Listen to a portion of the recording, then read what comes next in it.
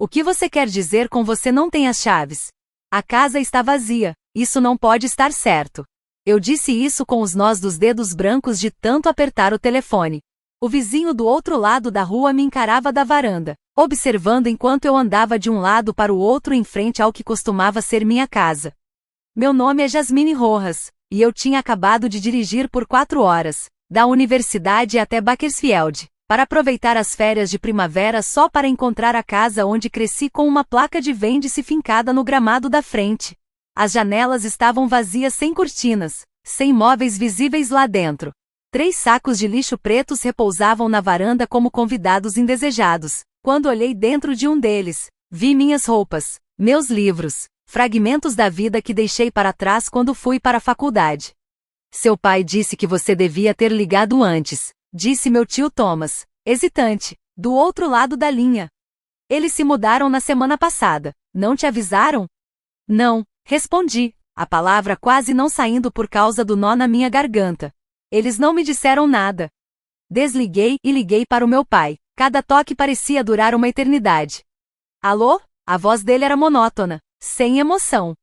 Pai, a casa está vazia. Tem sacos de lixo com as minhas coisas na varanda. O que está acontecendo? Houve uma pausa. Nos mudamos. Você é adulta agora. Lide com isso. A linha caiu. Olhei para o meu telefone, atordoada. Liguei de novo o correio de voz. Tentei o número da minha mãe. Mesmo resultado. Tentei o do meu irmão mais novo. Nada. Assim, de repente, eu tinha sido apagada da vida deles. Sem aviso, sem despedida. Nem mesmo a cortesia de deixar um endereço novo. Fiquei ali parada, vendo o pôr do sol lançar sombras longas sobre o que um dia foi meu jardim da frente. O bordo que meu pai e eu plantamos quando eu tinha 8 anos ainda estava lá, alto, com galhos estendidos em direção a uma casa que não era mais nossa. Eu mandava parte do dinheiro da minha bolsa de estudos para casa todo mês. Mantinha uma média de 3,9 na faculdade de pré-direito enquanto trabalhava meio período. Sempre fui a responsável, a quieta, a que nunca causava problemas e essa foi a minha recompensa. Mas eu não chorei. Pelo menos não ali. Em vez disso, peguei os sacos de lixo e coloquei no carro. Fui para um motel naquela noite. Espalhei meus pertences resgatados sobre a colcha áspera, alguns livros didáticos, roupas de inverno que eu tinha deixado, uma moldura quebrada com uma foto da nossa família na praia, 3 verões atrás, todos sorrindo, todos mentindo. Naquela noite, tomei uma decisão. Se eles queriam me apagar, eu devolveria o favor. Cortaria todos os laços. Construiria algo que ninguém poderia tirar de mim. Cresci acreditando que família significava apoio incondicional. Meus pais imigraram do México antes de eu nascer, e família em primeiro lugar era praticamente a religião da nossa casa. Meu pai fazia turnos duplos na fábrica, minha mãe limpava casas. Eles sempre nos lembravam dos sacrifícios que fizeram. Viemos para cá sem nada para que você pudesse ter tudo, meu pai dizia no jantar. Educação é o seu ingresso. Eu levei essas palavras a sério. Enquanto outras garotas iam para festas, eu estudava. Quando meus amigos do ensino médio arrumaram empregos de verão no shopping, eu estagiava no tribunal local. Minha aprovação na faculdade, com bolsa de pré-direito, deveria ser o primeiro retorno do investimento deles. Meu irmão mais novo, Gabriel, era diferente. Tinha dificuldades na escola. Preferia videogames a livros. Foi pego furtando 2 vezes. Mesmo assim, meus pais nunca ameaçaram expulsá-lo. Eles o defendiam, apoiavam, perdoavam. Ele só está tentando encontrar o caminho dele, diziam. Talvez por isso o abandono deles tenha me pegado tão de surpresa. A filha responsável foi descartada. O filho problemático ficou. Naquela noite no motel, liguei para a professora Wilkins, minha instrutora de direito constitucional que, com o tempo, tinha se tornado quase uma mentora. Eles simplesmente foram embora? Ela perguntou, incrédula. Sim, eu não sei bem o que fazer agora. Não posso exatamente voltar para os dormitórios durante o recesso. E eu? Minha voz falhou. A emoção finalmente transbordou. Me escute, Jasmine, venha ficar comigo até os dormitórios reabrirem. A gente vai resolver isso juntas. A professora Wilkins morava sozinha numa casa vitoriana cheia de livros e 2 gatos idosos. Ela me deu o quarto de hóspedes e uma chave. Sem prazo, ela disse, concentre-se nos seus estudos. Naquelas férias de primavera, ao invés de descansar, eu mergulhei no trabalho de pesquisa. A professora Wilkins me colocou em contato com o estágio jurídico de verão na Riverton Law Partners, um escritório especializado em casos de discriminação habitacional. A ironia não passou despercebida por mim. Canalize isso, aconselhou a professora Wilkins uma noite, enquanto tomávamos chá. As melhores defesas nascem da experiência pessoal. Assenti, lembrando das fotos de família que encontrei amassadas no fundo de um saco de lixo. Minha formatura do ensino médio em Quincy. Todos os marcos que meus pais celebraram, apenas para jogar fora as provas como se fossem entulho. Naquela noite, bloqueei os números deles, todos. Meu pai, minha mãe, meu irmão, até tios e tias que pudessem ter compactuado com o comportamento deles. Se alguém perguntasse sobre minha família, eu respondia simplesmente: não estamos em contato. Sem drama, sem apelo por compaixão. Eu estava reconstruindo minha vida do zero, e sentimentalismo não tinha lugar na base de algo novo. O estágio na Riverton Law Partners mudou tudo. Comecei com tarefa simples: pesquisa, pegar café, mas logo me destacaram. Minha supervisora, a advogada Elaner Grayson, percebeu algo em mim. Você tem algo raro, Jasmine, ela disse depois que ajudei a acalmar uma jovem mãe enfrentando um despejo. Você realmente escuta. Passei a ajudar nas entrevistas iniciais com clientes, famílias despejadas de moradias populares por incorporadoras, idosos enfrentando aumentos ilegais de aluguel, estudantes lidando com senhorios abusivos. As histórias deles ressoavam em mim de uma forma que eu nem sabia explicar. Uma noite, depois de um dia especialmente exaustivo, 3 famílias do mesmo conjunto habitacional tinham recebido notificações de despejo ao mesmo tempo. Fiquei até tarde organizando notas de caso. Elaner me encontrou lá às 9 da noite, cercada de papéis. Queimando a vela até o fim, ela brincou, encostada no batente da porta. Essas famílias não têm para onde ir, respondi. Os incorporadores estavam oferecendo 2 semanas no motel como compensação por quebrar os contratos de aluguel antes da hora. Elaner suspirou. Infelizmente, isso é mais do que a lei exige na maioria dos casos. Mas não é certo, insisti. 2 semanas não são suficientes para encontrar outro lugar. Com o depósito, o primeiro aluguel, essas pessoas vão acabar na rua. O sistema está quebrado, ela concordou. Então, o que você vai fazer a respeito? Essa pergunta ficou ecoando na minha cabeça por dias. O que eu, uma estudante do 2º ano de pré-direito com um simples estágio, poderia fazer? A resposta veio de onde eu menos esperava: um seminário obrigatório sobre auxílio financeiro na universidade. O apresentador mencionou que alunos podiam se inscrever para bolsas de inovação social, financiamento inicial para projetos voltados às necessidades da comunidade. O prazo para inscrição era de apenas 2 semanas. Fiquei acordada por 3 noites seguidas, redigindo uma proposta para um programa de defesa habitacional voltado para estudantes e famílias de baixa renda. Dei a ele o nome de Iniciativa Espaço Seguro. Elaner me ajudou a ajustar os aspectos legais, e a professora Wilkins revisou minha inscrição final. Enquanto aguardava o resultado da bolsa, recebi a primeira de muitas ligações dos meus pais 6 meses depois de terem me abandonado. Era uma mensagem de voz do meu pai. Jasmine, sua mãe está preocupada com você. Liga pra gente. Sem desculpas, sem explicações, só a expectativa de que eu atenderia ao chamado como uma filha obediente. Não retornei a ligação. 3 dias depois, mais uma mensagem de voz.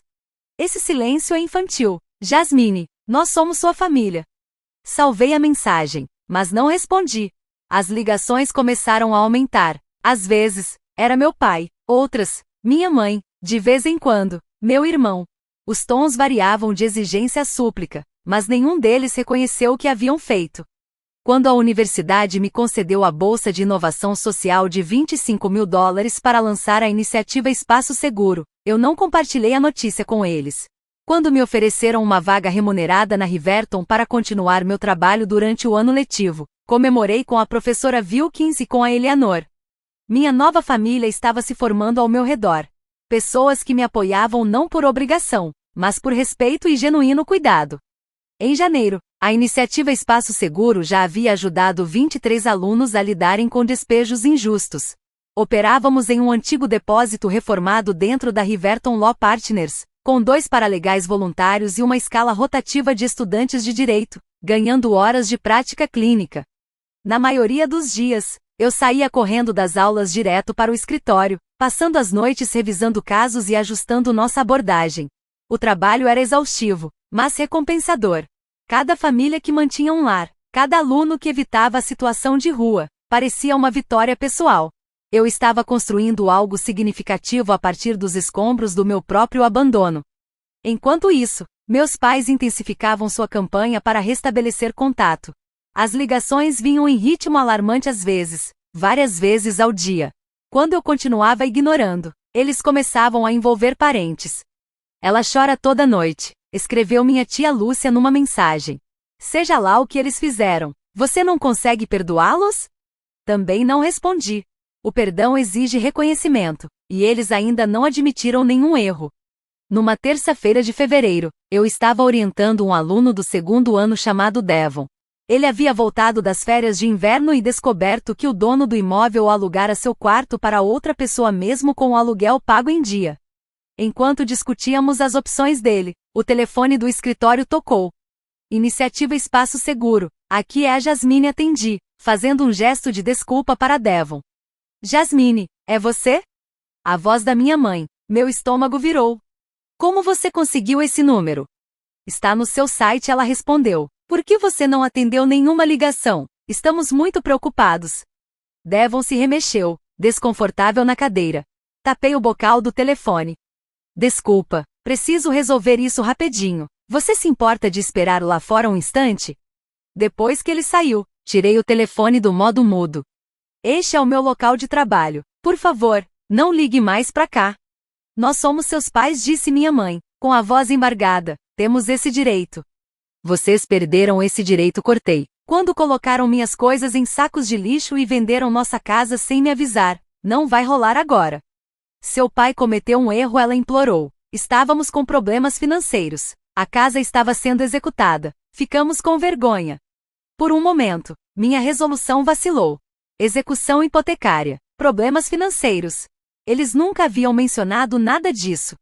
Se vocês estavam com dificuldades, podiam ter me contado, falei, a voz mais suave. Eu teria ajudado. Eu já mandava dinheiro para casa. Seu pai não permitiria, ela disse. É o orgulho dele. Você sabe como ele é. Eu sabia. O orgulho do meu pai era como uma força da natureza, moldando tudo ao nosso redor desde que eu era criança. Mas o orgulho não justifica o que eles fizeram. Preciso voltar ao trabalho, falei. Firme, por favor, respeite meus limites. Desliguei antes que ela pudesse dizer qualquer coisa. Minhas mãos tremiam levemente quando coloquei o fone no gancho. Aquela breve conversa trouxe à tona emoções que eu acreditava já ter enterrado. Raiva, sim, mas também um persistente senso de responsabilidade com relação a eles. Mais tarde naquela noite, Eleanor me encontrou ainda na mesa, olhando para o registro de chamadas do Safe Space. Tudo bem? Você parece distante, ela disse, sentando-se na borda da mesa. Hesitei, então contei sobre a ligação.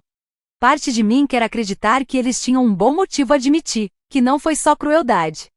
Eleanor refletiu por um momento.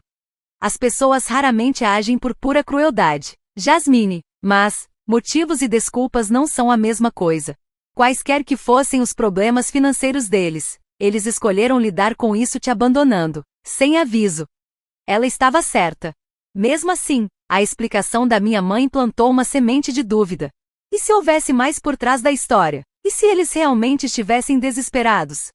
No dia seguinte, contra meu bom senso, fiz algo que vinha evitando há meses. Pesquisei minha família na internet. O que encontrei destruiu qualquer resquício de empatia que estava nascendo. Uma postagem alegre da minha mãe no Facebook, feita apenas 3 semanas depois de se mudarem. Ela, meu pai e Gabriel, todos sorrindo na frente de uma casa nova. A legenda dizia, novos começos, tão abençoados. Não houve crise financeira. Não houve execução hipotecária. Só houve uma escolha deliberada de me deixar para trás. As ligações não atendidas se acumularam como neve, 120, 150, 200. As mensagens de voz dos meus pais evoluíram de exigências para súplicas, às vezes entremeadas por atualizações de suas novas vidas, como se estivéssemos mantendo uma conversa contínua e normal. e não um monólogo forçado e desesperado. No fim de março, minha mãe contou: Gabriel foi aceito na faculdade comunitária, está estudando programação. Você sempre disse que ele era inteligente. Em abril, meu pai anunciou: os vizinhos trouxeram tamales. Não são tão bons quanto os da sua mãe, mas estão tentando nos acolher. Essas atualizações casuais me irritavam mais do que as cobranças e apelos. Eles estavam seguindo em frente, construindo novas conexões, celebrando novos marcos enquanto eu ainda lidava com o trauma do abandono. Enquanto isso, a iniciativa Espaço Seguro ganhava visibilidade. Uma emissora local fez uma matéria sobre o nosso trabalho, entrevistando vários alunos que havíamos ajudado. O jornal da universidade publicou um perfil destacando minha abordagem inovadora para a justiça habitacional. Esses pequenos holofotes aumentaram drasticamente nossa carga de trabalho. Precisamos de mais recursos, eu disse para Eleanor numa tarde, apontando para as pastas de admissão transbordando sobre a mesa. Mais voluntários, mais espaço, mais financiamento. Talvez eu tenha uma solução, ela respondeu. A Fundação Watkins está aceitando propostas para as bolsas anuais de justiça social. O prêmio é grande o suficiente para contratarmos equipe e alugarmos um espaço decente. O processo de inscrição foi exaustivo. Passei semanas escrevendo e reescrevendo a proposta, reunindo depoimentos de clientes, compilando dados sobre insegurança habitacional entre estudantes. O documento final tinha 47 páginas, detalhando a missão da iniciativa, nossa metodologia e os impactos mensuráveis. 2 dias após o envio, recebi uma ligação de um número desconhecido com o DDD da minha cidade natal. Alô? Atendi, cautelosa. Jasmine, aqui é a senhora Hernandes, da casa ao lado, disse a antiga vizinha, com quem eu não falava desde o dia em que encontrei a casa vazia. Espero que não se importe com minha ligação, ela continuou. Seu irmão me passou o número. Ele disse que você poderia não atender se visse os nomes deles no identificador de chamadas? Minhas defesas se levantaram na hora. Se isso for sobre me reconectar com meus pais, não vai dar, não. Bem, não diretamente, ela respondeu. É sobre a casa, sua antiga casa. Ela explicou que alguém havia invadido a casa na noite anterior. A polícia achava que estavam procurando por objetos de valor, mas, claro, o lugar estava vazio. Seu pai me pediu para verificar se, por acaso, você tinha voltado para buscar alguma coisa, ela continuou. Ele não queria denunciar uma invasão se fosse só você. Quase ri da ideia. Eu não voltei lá desde aquele dia, Dona Hernandes, e nem tenho mais as chaves. Foi o que eu disse a ele, ela suspirou. Mas tem mais uma coisa. A pessoa que entrou deixou algo para trás, um envelope com seu nome. O que dizia? Eu não abri, está endereçado a você. Mas parece oficial. Tem o nome de um escritório de advocacia no envelope. Correspondência oficial, no meu endereço antigo. Ninguém deveria estar me enviando documentos ali. Isso é impossível, eu disse. Atualizei meu endereço meses atrás. Documentos legais não deveriam mais ir para lá. Você pode abrir? Perguntei. Só me diga o que está escrito. Ouvi o som de papel sendo rasgado. Depois, silêncio. Senhora Hernandes? É sobre a propriedade da sua avó, ela disse, finalmente. Sua avó materna, no México. Minha avó morreu quando eu tinha 13 anos, mal me lembrava dela. E o que tem essa propriedade? Diz que você herdou uma propriedade em Vaca, senhora. Hernandes leu devagar, e tem também um extrato bancário. Jasmine, mostra um saldo de mais de $400 mil. Minha cabeça girou. Isso não pode estar certo. Minha avó levava uma vida simples. Ela não tinha esse tipo de dinheiro. A carta diz que a propriedade foi desenvolvida depois da morte dela. Construíram condomínios tipo resort. A sua parte é o valor da venda de 2 unidades. Peguei uma caneta e comecei a rabiscar, anotando enquanto a senhora Hernandes ditava os dados de contato do escritório de advocacia. Minha mão tremia conforme eu assimilava o que aquilo significava. Diz quando essa herança ficou disponível. A senhora Hernandes revirou alguns papéis. Sim, foi finalizada em março passado. Março, um mês antes de meus pais me abandonarem. Aquilo não podia ser coincidência. Eles sabiam da herança, e me deixaram para trás mesmo assim. Enquanto eu ainda processava essa bomba, a Fundação Watkins ligou. Fomos selecionados como finalistas para a bolsa e precisávamos preparar uma apresentação para o conselho. Em qualquer outra circunstância, isso seria motivo de comemoração. O apoio da fundação poderia transformar o Safe Space de uma iniciativa estudantil desorganizada em uma organização sem fins lucrativos de verdade. Mas eu estava distraída. Minha mente voltava, sem parar, ao legado inesperado da minha avó. Depois de conversar com Eleanor, entrei em contato com o escritório de advocacia no México responsável pelo espólio. Eles confirmaram tudo. A herança era legítima, o dinheiro era meu. E o mais revelador, a notificação inicial foi enviada para os meus pais, meus tutores legais, mais de um ano antes, quando eu ainda tinha 19 anos. Eles esconderam isso de mim, contei ao professor Wilkins num dos nossos jantares habituais. Sabiam que eu receberia essa herança e, mesmo assim, colocaram minhas coisas em sacos de lixo. Ela largou o garfo. Você já parou para pensar no porquê? Dinheiro, eu disse, amarga. Eles provavelmente achavam que mereciam mais do que eu. Talvez, ela hesitou, talvez achassem isso, mas esconder uma herança assim é difícil. Você descobriria eventualmente. Talvez estivessem esperando o momento certo, para te contar nos termos deles, e te deixar grata, dependente. Empurrei meu prato. Meu apetite tinha desaparecido. Ou talvez eles nunca planejassem me contar. Os fundos da herança foram transferidos para a minha conta 3 dias antes da apresentação da Fundação Watkins.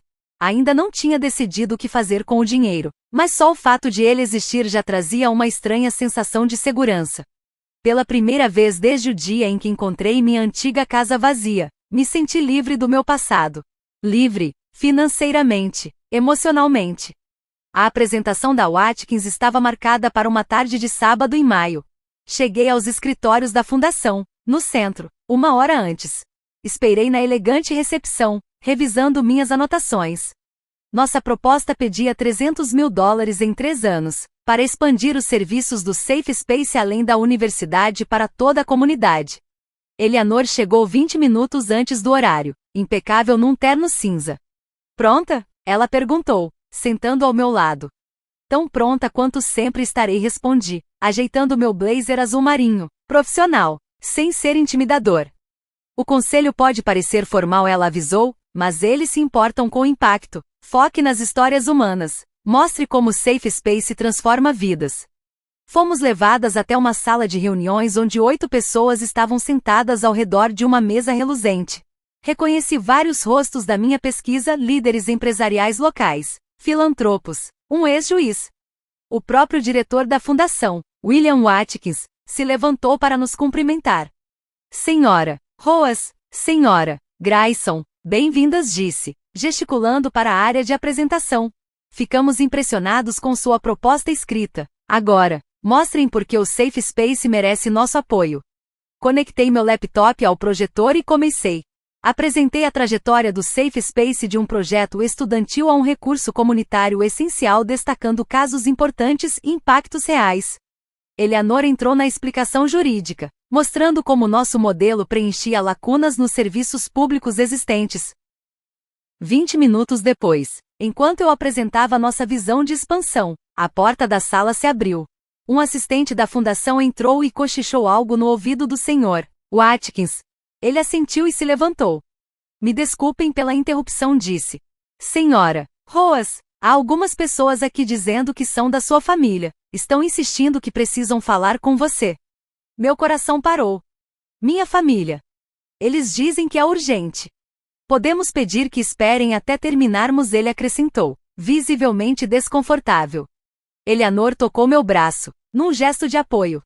A decisão é sua, Jasmine. Respirei fundo para tentar me acalmar.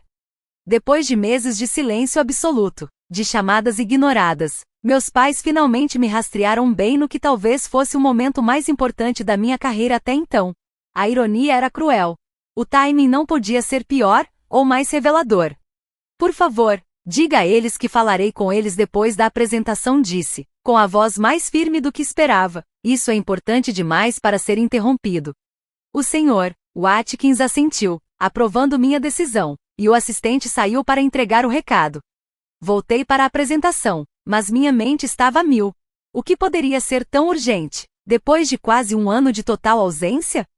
Terminei a apresentação no piloto automático. Minha voz manteve o tom profissional, mesmo com o turbilhão emocional por dentro. O conselho fez perguntas inteligentes e diretas, e respondi a todas com convicção. Não permitiria que meu drama pessoal atrapalhasse essa chance. Quando, finalmente, agradeceram e prometeram uma resposta dentro de 2 semanas, senti-me vazia. Não esperançosa, apenas esgotada. Você foi excelente, disse Eleanor, enquanto juntávamos nossos materiais, especialmente considerando as circunstâncias. Do lado de fora da sala de reuniões, meus pais e Gabriel esperavam na recepção. Minha mãe se levantou ao me ver. Seu rosto era uma mistura dolorosa de emoções, esperança, medo, determinação. Meu pai permaneceu sentado, a expressão tensa e cautelosa. Gabriel pairava entre eles, desconfortável, evitando meu olhar. Jasmine, minha mãe deu um passo à frente. Precisamos conversar. Eleanor apertou meu ombro. Vou te dar privacidade. Me liga depois? Assenti, grata, e então me virei para minha família. O que vocês estão fazendo aqui? Como me encontraram? Vimos o artigo no jornal. Sobre seu projeto habitacional, explicou minha mãe. Ele mencionava a apresentação da Fundação Watkins. Hoje, tentamos falar com você por meses. Eu sei, respondi, fria. Chamadas 24 horas por dia não são exatamente difíceis de notar. Meu pai, enfim, se levantou. Já chega disso. Jasmine, você está sendo infantil. Uma risada amarga escapou de mim. Infantil? Eu cheguei em casa e encontrei minhas coisas em sacos de lixo. Vocês venderam nossa casa sem me avisar. Vocês me abandonaram. E eu sou a infantil? Nós cometemos um erro, disse minha mãe, com a voz trêmula. Queremos consertar. Agora vocês querem consertar, repeti. 1 ano depois? Eu reconstruí minha vida inteira sem vocês. Por que agora? Gabriel se mexeu, visivelmente desconfortável. Só ouve eles. Jazz. Eu sei da herança, falei, cortando. É por isso que estão tão interessados de repente em reconciliação? Porque o dinheiro caiu na conta. O rosto do meu pai fechou. Você sempre foi rápida demais para julgar. E vocês sempre foram rápidos demais para descartar, rebati. Vocês sabiam da propriedade da vovó em março passado. Esconderam de mim. E depois me jogaram fora. Os olhos da minha mãe se arregalaram. Você sabe que eu sei. Confirmei tudo. A pergunta agora é, o que vocês querem? A recepção da fundação não era o lugar para um acerto de contas familiar. Então fomos até uma cafeteria próxima. Sentei-me de frente para eles, mantendo uma distância física e emocional enquanto tentavam explicar o inexplicável. Estávamos envergonhados, minha mãe admitiu, segurando a xícara de café sem bebê-la. A hipoteca. Seu pai perdeu o emprego, e eu não ganhava o suficiente limpando casas. Em vez de me contarem a verdade ou pedirem ajuda, vocês simplesmente me abandonaram, falei, em tom baixo, mas firme. Descobrimos sobre o dinheiro da sua avó pouco depois que você saiu para o semestre da primavera, meu pai explicou. Os advogados disseram que você herdaria tudo ao completar 21 anos. Achamos que, se nos mudássemos, começássemos de novo, poderíamos resolver nossa situação antes que você descobrisse. Vendendo a casa, me deixando sem nada. Sem sequer uma explicação. Entramos em pânico, disse minha mãe. Seu pai achou que você estaria melhor sem nossos problemas. Você tinha sua bolsa de estudos, seus amigos da faculdade. E agora? Pressionei. Por que a mudança de atitude? De repente? Eles trocaram olhares. Foi Gabriel quem falou.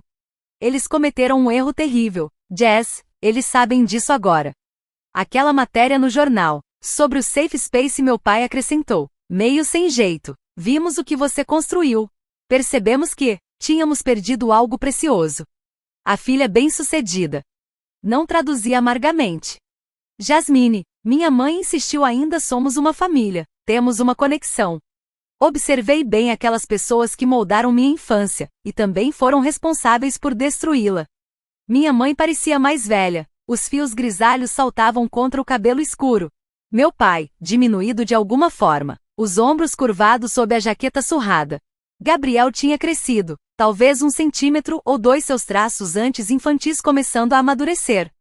Eu construí uma nova vida, disse por fim. Novas conexões, pessoas que me valorizam, independente do que eu conquisto. Ainda somos sua família, meu pai insistiu. Encarei-o, Firme. Família não coloca os seus pertences em sacos de lixo. Levantei da mesa, coloquei dinheiro suficiente para cobrir todos os cafés e me preparei para ir embora. Eu não preciso de um encerramento, eu já segui em frente. Mas se vocês realmente quiserem fazer as pazes, comecem respeitando meus limites. Enquanto me afastava, senti algo que não esperava, não foi satisfação, nem vingança. Foi força, uma força silenciosa. Enfrentei as pessoas que me abandonaram nos meus próprios termos e fui embora inteira. Na manhã seguinte, a Fundação Watkins anunciou que a Safe Space Initiative havia recebido o valor total da bolsa junto com um adicional de $50,000 para despesas operacionais. Naquela mesma tarde, uma grande emissora nacional entrou em contato comigo. Queriam incluir a apresentação da Safe Space em um segmento especial sobre abordagens inovadoras para a justiça habitacional. 2 semanas depois, a matéria foi ao ar. Alcançou milhões de telespectadores. Mais tarde descobri que meus pais assistiram também. Nunca mais ligaram. Às vezes, a família que você constrói é mais forte do que aquela em que você nasceu. E enquanto eu olhava para o futuro, sabia com mais certeza do que nunca mais mediria meu valor pelos olhos de outra pessoa.